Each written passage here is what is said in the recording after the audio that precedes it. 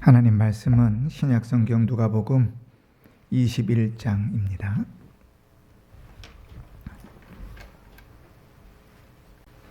34절로 38절까지 제가 봉독할 때 하나님의 음성을 들으시길 바랍니다. 너희는 스스로 조심하라.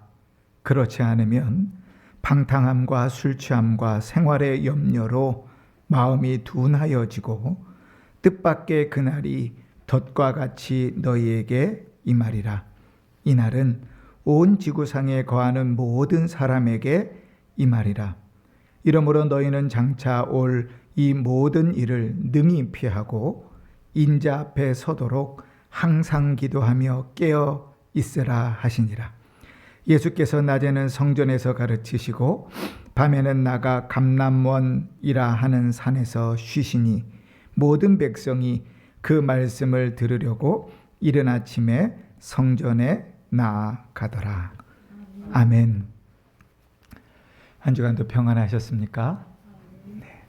우리가 지난 주일 그리스도의 부활을 기념하여 감사하여 드리는 예배를 통해서 그리스도의 죽으심과 또 부활이 우리에게 주는 실질적인 유익이 무엇인지를 살펴봤습니다. 그리고 한 주간 동안 그 은혜를 계속 곱씹으면서 사셨으리라 믿고 또 오늘 다시 그리스도의 부활을 기념하여 모이는 이 주일 예배에 하나님 앞에 나와 예배하는 줄로 믿습니다. 오늘 우리가 읽은 성경의 말씀은 이제 감난산 강화라고 얘기하는 내용의 마지막입니다. 예수님께서 이제 마지막 예루살렘에 입성하신 후에 감난산에서 무리들에게 말씀을 가르치셨는데 그 내용들의 마지막 끝이 21장입니다. 우리가 읽은 본문의 앞에 보면 그 마지막 내용들 쭉 이야기하시면서 성전의 파괴와 예루살렘 멸망 그리고 그리스도의 재림에 대한 이야기를 하시면서 그 마지막을 종말에 대한 말씀으로 마무리하고 계십니다. 이제 예수님 죽으실 거니까 어쩌면 종말에 대해서 이야기하는 것이 당연한지 모르겠습니다. 그죠? 젊은이들은 죽는 문제를 쉽게 이야기하지 않아요. 그런데 나이 드신 분들은 그래도 간간히 죽음에 대한 이야기들을 하시잖아요. 주님은 이제 며칠 있으면 죽으실 거니까 종말에 대한 이야기하는 것이 어쩌면 낯설지는 않습니다. 그러나 성도들에게는 이 주님의 말씀이 조금 더 깊이 생각해 보면 대단히 의미 있는 내용이라 이렇게 생각이 됩니다. 주님은 종말의 이야기를 마무리하면서 마지막에 우리에게 아주 강하게 이렇게 명령합니다. 스스로 조심해라. 스스로 조심해라. 그러니까 어떨 때 이런 말 쓰지요? 위험이 눈앞에 있을 때. 저 불광역 사거리에 가면 알파문고라고 지하에 알파문고가 있습니다. 지하 계단을 내려가는데 내려가는 계단이 높이가 작아요. 그래서 거기 이렇게 써 있어요. 머리 조심. 이제 워치업 이렇게 써 있습니다. 조심하지 않으면 어떻게 되는 거예요? 부딪히는 거지요. 주님이 인생을 마무리하면서 뭐라고요? 스스로 조심하라. 아주 강하게 명령하십니다. 오늘 이 말씀이 우리에게도 의미가 있는 것은 우리가 살아가는 이 시대, 즉 오늘날 이 시대가 주님의 재림을 기다리는 말세이기 때문에 그렇습니다. 별로 세상 사람들이 어떻게 생각하든지는 중요하지 않습니다. 그 적어도 은평중학교의 성도들은 성경적 재림대망 이러한 좌표를 가지고 있잖아요. 이 성경적 재림대망이란 말이 뭡니까? 그리스도께서 재림하실 때, 그리스도께서 사람의 몸을 입고 이 땅에 오셨을 때부터 주님 재림하실 때까지 이때가 뭐라고요? 말세다. 말세다. 그러니 우리는 지금 주님이 이야기하시는 이 말세를 살아가고 있는 자들입니다. 그러니 주님의 말씀이 어쩌면 우리에게는 더 위급하고 더 강력하게 다가와야 하는 것이 맞겠습니다. 자, 이제 주님께서 마지막으로 가르치시는 이 종말론적 설교를 통해서 오늘 우리에게 말씀하시는 성령의 음성을 들을 수 있기를 바랍니다. 먼저는 예수님께서 정말로 저 설교를 하시는데 가장 중요한 부분이 뭔가 하면 예수님이 다시 오시는 날, 그 재림의 날이 반드시 있다는 것. 끝나는 날이 있습니다. 끝나는 날이 있다고 생각하지 않으면 지금의 시간들을 어떻게 쓰든지 그건 중요하지 않습니다. 근데 주님은 분명히 끝나는 날이 있다고 이야기합니다. 주님의 재림은 인간이 어떻게 노력해도 막을 수 있는 일이 아닙니다. 우리의 인생의 끝도 우리가 아무리 노력한다고 막을 수 없잖아요. 주님 다시 오시는 날도 우리가 아무리 노력하고 애쓴다고 해도 막아지는 것이 아닙니다. 주님이 다시 오셔서 심판하시는 그것은 우리의 죄로 인하여 우리가 당해야 될 필연적인 심판입니다. 그리고 성경은 우리가 생각하지 못할 때 그 주님의 재림이 이루어진다고 말합니다. 우리가 너무나 잘 아는 표현으로는 그날이 어떻게 임해요? 그렇죠. 도둑같이 임한다. 그죠? 우리가 복음성가도 부르면서 그날이 도둑같이. 그죠? 그렇게 불렀는데 오늘 예수님께서는 두 가지 단어를 써서 그 도둑같이 임하는 그날을 이야기하시는데 첫 번째 뭐냐면 34절에 뜻밖의 그날이 이른다. 왜 뜻밖일까요? 아무도 생각하지 못했을 때. 그 뜻밖에 임하는 게 내가 죄 짓고 있을 때, 내가 문제 가운데 있을 때, 내가 주님을 떠나 있을 때 임하지 않기를 사실 바랄 뿐이죠. 근데 우리는 되게 근거 없는 자신감을 가지고 삽니다. 지금은 안 오실 거야. 그지요? 이렇게 주님 앞에 예배 드릴 때 오시면 너무 좋죠. 주님, 제가 주님께 예배 드리다가 주님을 만났습니다. 행복한 일이잖아요. 여러 우리 교회 노인들이 많지만 노인들을 위해서 기도할 때 전들 그렇게 기도합니다. 주님 부르실 때 월요일 날 불러가십시오. 하나님께 예배하는 그 복된 일이 방해되지 않도록 주일 예배 다 마치고 월요일 날 불러가십시오. 성도들도 그 장례 치르는 날 예배도 제대로 못 마치고 분주하지 않도록 주님 월요일 날 데려가십시오. 어쩌면 목사로서 욕심일 수도 있습니다. 왜 그렇게 기도해야 됩니까? 뜻밖의 주님이 오신다고 말씀하시거든요. 우리가 아무런 생각하지 못할 그때에 예수님 또 이렇게 얘기하십니다. 덫과 같이 너희에게 임하리라. 원래 헬라어 성경에 보면 이 덫과 같이 임하리라는 어디에 붙어 있냐면 35절에 붙어 있어요. 근데 번역을 하다 보니까 이렇게 됐는데 덫과 같이 그날이 임하리라. 덫과 같이 임한다는 건 뭐예요? 덫은 함정이잖아요. 여러분 덫을 놓는데 짐승들이 다 알고 피해갈 수 있도록 덫 놓는 사냥꾼이 있나요? 없어요. 한가 참새 한 마리를 잡아도 모르게 놔야죠. 그죠? 덫은 안다면 피할 수 있는 것입니다. 모르게 놓는 거예요. 그런데 이 주님이 다시 오시는 날이 얼마나 갑자기 재난같이 오시는지 덫같이 임할 것이다. 그렇게 말씀하십니다. 우리 주님의 재림과 심판을 피한 사람은 그래서 아무도 없어요. 35절에 그래서 그렇게 주님 말씀하시는 겁니다. 이 날은 온 지구상에 거하는 모든 사람에게 임하리라. 우리 중에 그 누구도 주님이 다시 오시는 날을 피할 자가 없어요. 주님의 심판의 날을 피할 자가 없어요. 주님이 다시 오시는 날은 막아설 자가 없어요. 주님은 반드시 오십니다. 이렇게 언제 오실지 모르는 불명확하고 그러나 반드시 오신다는 명확한 재림을 성경에 이야기할 때 우리는 우리의 힘으로 막을 수 없을지라도 오늘 말씀은 주님께서 우리에게 무엇을 가르치는가? 준비해라 이렇게 가르칩니다. 오늘 36절에 보니까 이 모든 일을 능히 피하고 인자 앞에 서도록 준비할 수 있는 방법을 주님께서 가르쳐 주시는 거죠. 다시 말하면 주님이 곧 오실 것인데 주님이 덫과 같이 주님께서 뜻밖의 우리 가운데 오실 것인데 그때에 당황하지 않고 심판받지 않도록 우리의 삶을 준비하라는 거예요. 주님은 세 가지 위험을 이야기하시면서 우리가 준비해야 된다고 말합니다. 근데 이 세 가지 위험을 정리해서 가만히 들여다보면 공통점이 있습니다. 그게 뭔가 하면 우리의 마음을 지키기를 원하신다. 우리 마음에서부터 시작되는 거예요. 여러분, 사실 신앙의 핵심은 우리의 마음을 지키는 것입니다. 우리의 마음을 지키지 못하면 그 신앙은 방종으로 가기도 하고 또 자기 우상에 빠지기도 합니다. 자기를 합리화시키기도 하고 자기를 하나님보다 더 높이기도 해요.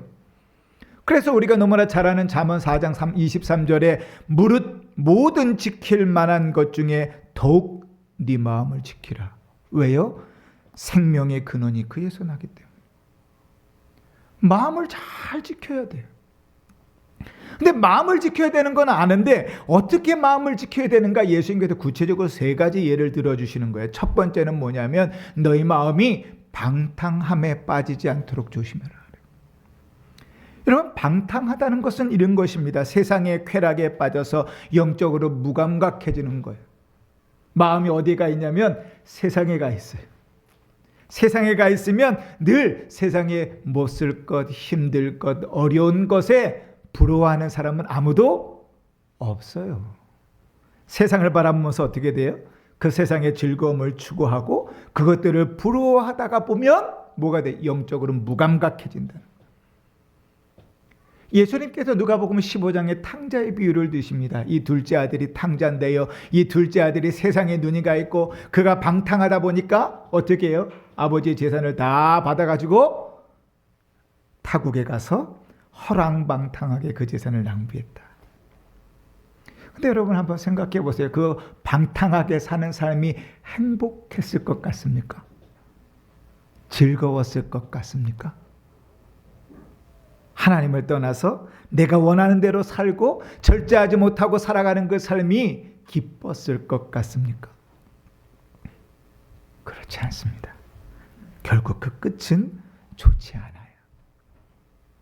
그러면 여러분, 우리는 이렇게 우리 스스로에게 되물을 수 있습니다. 아니, 주님이 방탕하지 말라고 이야기하는데 내가 아무리 신앙생활을 제대로 안 해도 그 정도 방탕한 사람은 아니야, 이렇게 물을 수 있을지 모르겠습니다. 그러나 여러분, 조금 더 깊이 생각해 보면 우리도 방탕함에 빠지거나 혹은 그 경계를 막 오고 갈 때가 꽤 있습니다. 뭐 술 먹고 성적으로 문란하고 뭐 돈을 물 쓰듯이 써가면서 자기 쾌락을 즐기는 것만이 방탕은 아닙니다. 내중심적으로 살아가는 것. 예를 들면 늘 TV에 빠져서 내가 해야 될 일들을 못하는 것. 요즘 젊은이들로 말하면 유튜브에 빠져서 넷플릭스에 빠져서 주님께서 나에게 원하시는 그 길들을 못 가는 것. 게임에 빠져서 헤어나오지 못하는 것.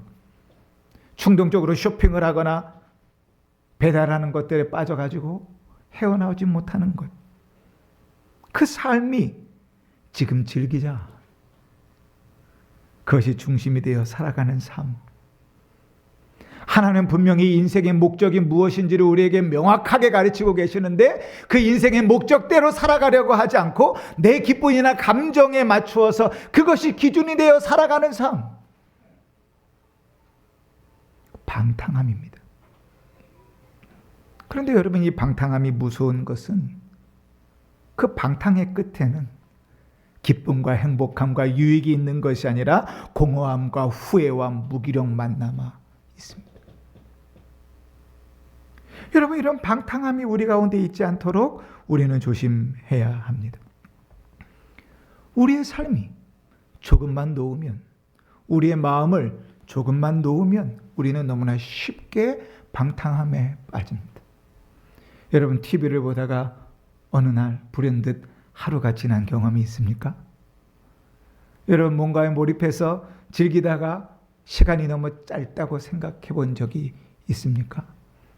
더욱이 내가 해야 되는데, 나에게 맡겨진 일들이 있는데, 주님께서 나에게 원하시는 삶들이 있는데 그걸 뒤로 제껴놓고 내가 원하는 대로 살아가다가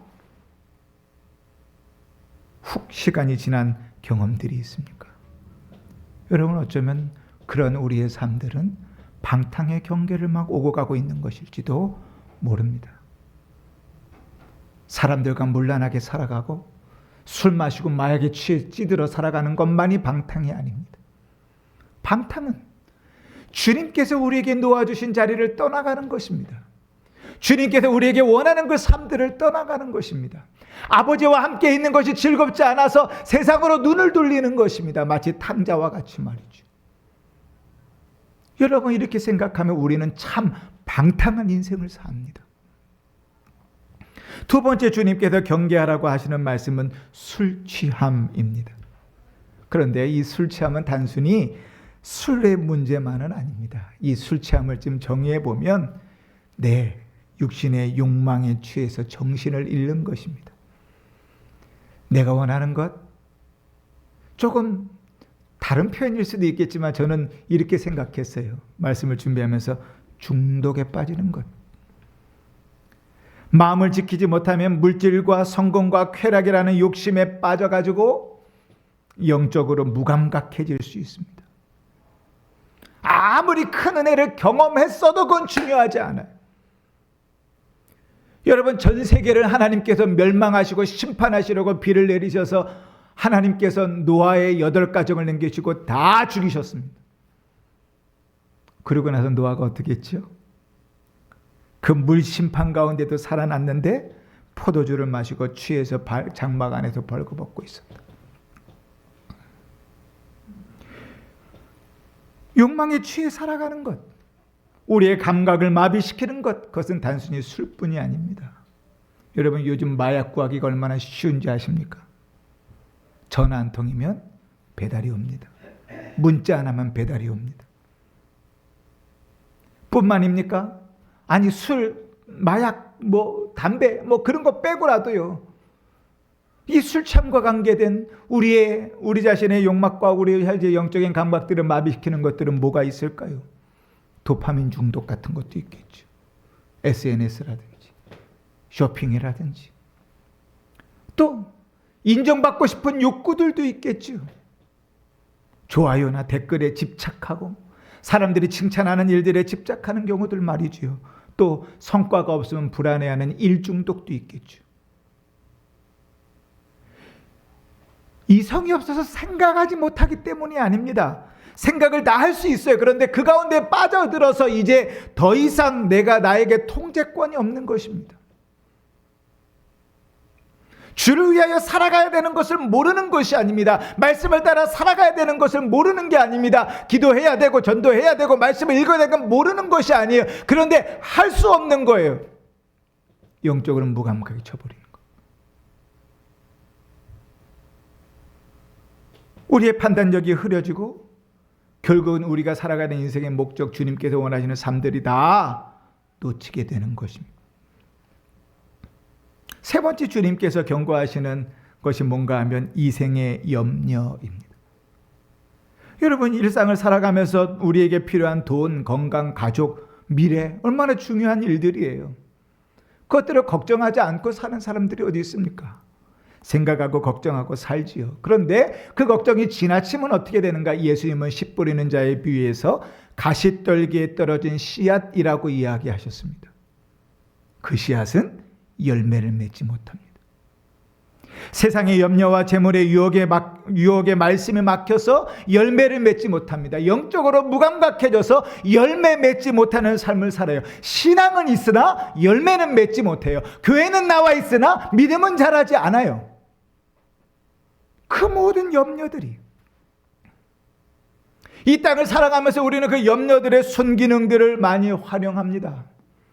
어떤 이들은 집, 대출, 투자들과 관계해서 돈 걱정을 하고 방법들을 찾아가기도 하지요. 어떤 사람들은 평가나 경쟁이나 이직 등의 문제를 놓고 직장 때문에 불안해하기도 합니다. 어떤 사람들은 결혼이나 자녀나 노후나 이런 것들을 통해서 미래가 불안해하기도 합니다. 끊임없는 비교 속에서 초라해지는 자기 자신을 보면서 불안해하기도 합니다. 세상 모든 염려를 다 싸질머지고 있는 것처럼 그렇게 삽니다. 참 잘 산다고 착각하죠. 근데 주님은 뭐라고 말씀하셨습니까? 모든 염려를 다 주께 맡겨라. 계획을 하고 그 일들을 이룰 수는 있습니다. 그러나 그것이 우리의 염려거리가 되면 우리의 신앙을 막습니다. 그 염려가 우리의 마음을 사로잡으면 하나님의 말씀을 읽습니다. 그 염려들이 우리의 삶에 내 삶을 이끌어가는 동력이 되면 그 삶에는 믿음의 열매는 없습니다. 근데 주님은 이러한 것들 34절에 방탕함과 술 취함과 생활의 염려가 어떻게 만든다고요? 우리의 마음을 둔하게 만든다고 말합니다. 이 말의 원어적인 뜻은 뭐냐면 마음을 짓눌러 무겁게 한다는 거예요. 방탕함과 술 취함과 생활의 염려들이 우리의 인생을 짓눌러 내 인생은 왜 이렇게 괴롭냐? 내 인생은 왜 이렇게 저주받은 것 같냐? 내 인생은 왜 이렇게 힘드냐? 그 짓눌림 가운데 살아가는 거예요. 거기에 무슨 신앙의 열매와 거기에 무슨 믿음의 자람과 거기에 무슨 성령의 열매가 맺어지겠어요? 거기에 무슨 영적인 민감함이 있겠습니까? 영적으로 둔해지는 거죠. 그리스도인이라 할지라도 그 함정에 빠집니다. 여러분, 우리는 어떤지 한번 돌아보십시다. 방탕함과 술 취함과 생활의 염려가 우리에게는 없습니까?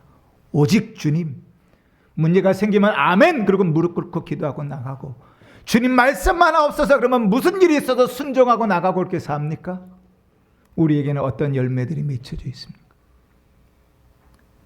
사실 우리 모두에게 해당되는 주님의 경고의 말씀이죠.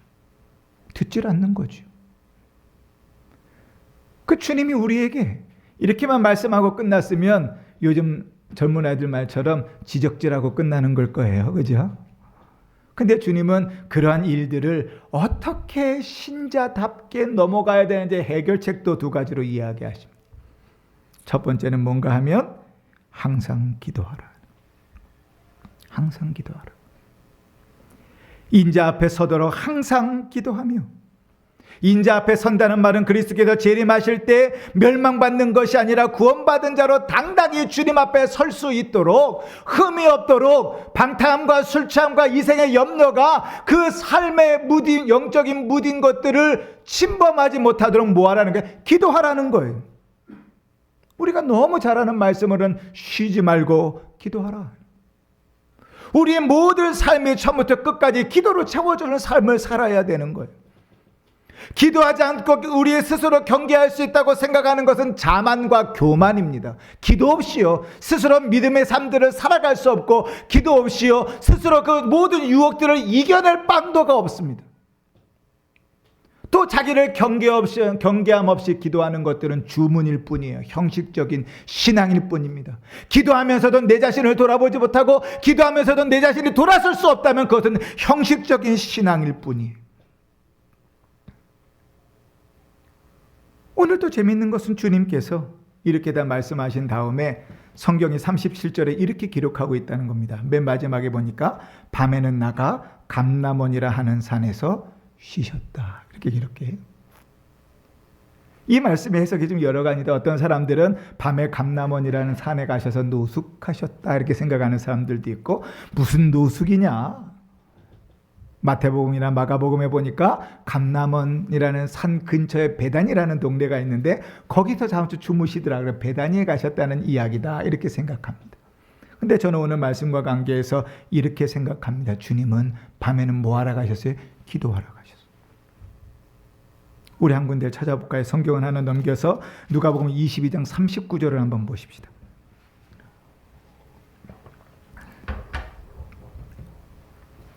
시작. 예수께서 나가사 습관을 따라 감난산에 가심에 제자들도 따라갔더니, 예수께서 습관을 따라 감난산에 가셨습니다. 이 대목은 뭐의 시작이냐면 겟세마네 동산에서 기도하시는 장면의 시작입니다. 그런데 그 감난산에 가실 때 어떻게 가셨다고요? 습관을 따라. 이 습관이라는 말이 헬라어에서 사람 개인에게 쓰이면 뭘로 쓰이냐면 그는 늘 그렇게 살았다는 것. 감람산은 제자들도 다 알 정도로 주님께서 밤에 늘 기도하시는 곳이었습니다. 그러면 다시 넘어가 볼까요? 오늘 우리가 읽은 37절에 밤에는 나가 감람산에서 쉬시니, 주님조차도 말씀을 가르치시고 밤에는 뭐 하셨어요? 기도하셨다고요. 아마 더 간절하셨을 것 같아요. 이제 죽음의 날이 카운트다운이 들어갔잖아요. 이제 그 죽는 시간이 가까워 오고 있잖아요. 주님은 더 간절히 기도하셨을 거예요. 주님도 기도하셨을진데 방탕함과 술 취함과 이생의 염려가 나를 사로잡아 내가 하나님의 뜻에서 벗어나는 일이 없도록 주님도 기도하셨을진데 우리가 어찌 기도하는 일들을 멈출 수 있겠습니까?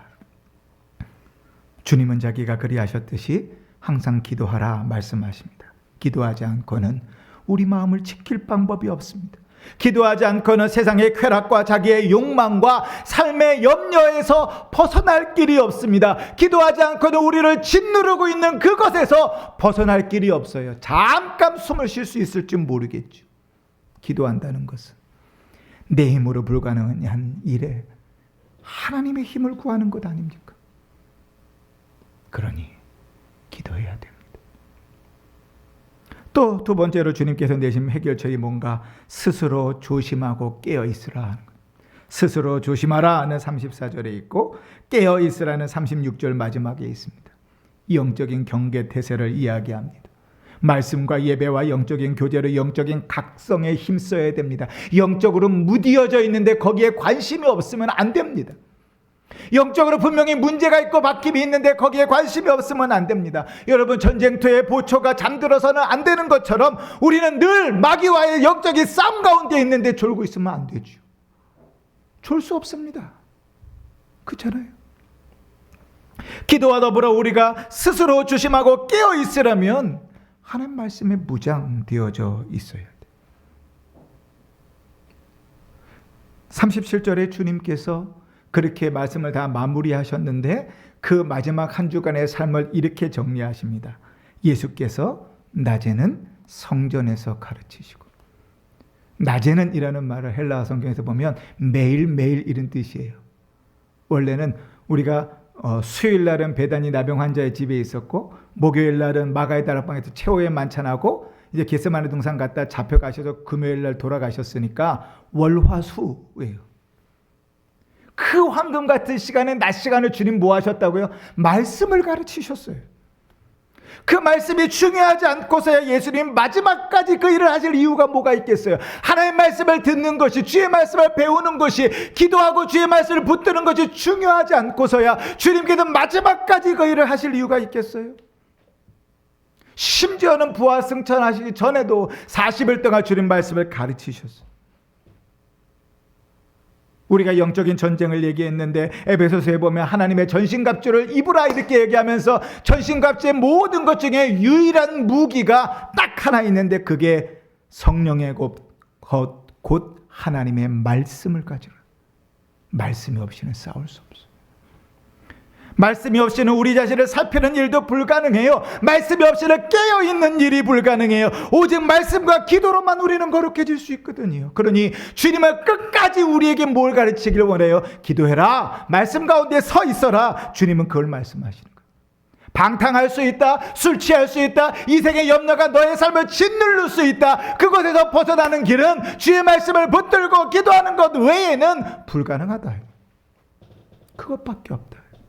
너의 마음을 지킬 수 있는 방법은 기도하고 말씀 안에 붙들려 있는 것 외에는 불가능하다. 다른 방법이 없다. 예수님은 말세를 사랑하는 우리에게 그렇게 마음을 지키라고 말씀하시는 겁니다. 세상의 방탕과 자기의 욕망에 사로잡히고 삶의 염려에 짓눌려 있는 우리를 주님은 원하지 않으세요.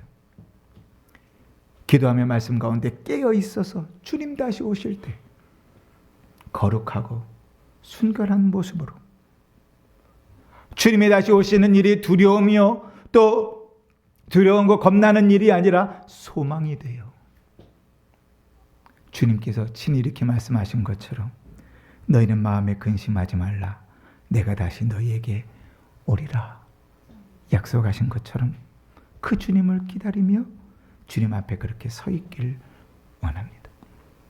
사랑하는 성도 여러분, 오늘 주님이 오실지도 모릅니다.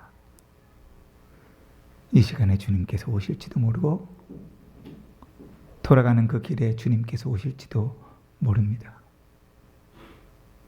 그 삶이 방탕함과 술 취함과 이생의 염려에 짓눌려 있기를 주님께서 원하시지 않습니다. 주의 말씀 위에 서서 항상 기도함으로 인자 앞에 서는 거룩함으로 있기를 원하십니다. 우리의 삶이 그렇게 살아가지기를 바랍니다. 그 주의 능력으로 우리의 주어진 삶들이 또 우리에게 허락될 한 주간이 그렇게 은혜 가운데 살 수 있기를 주의 이름으로 축원합니다. 아멘. 찬송가 176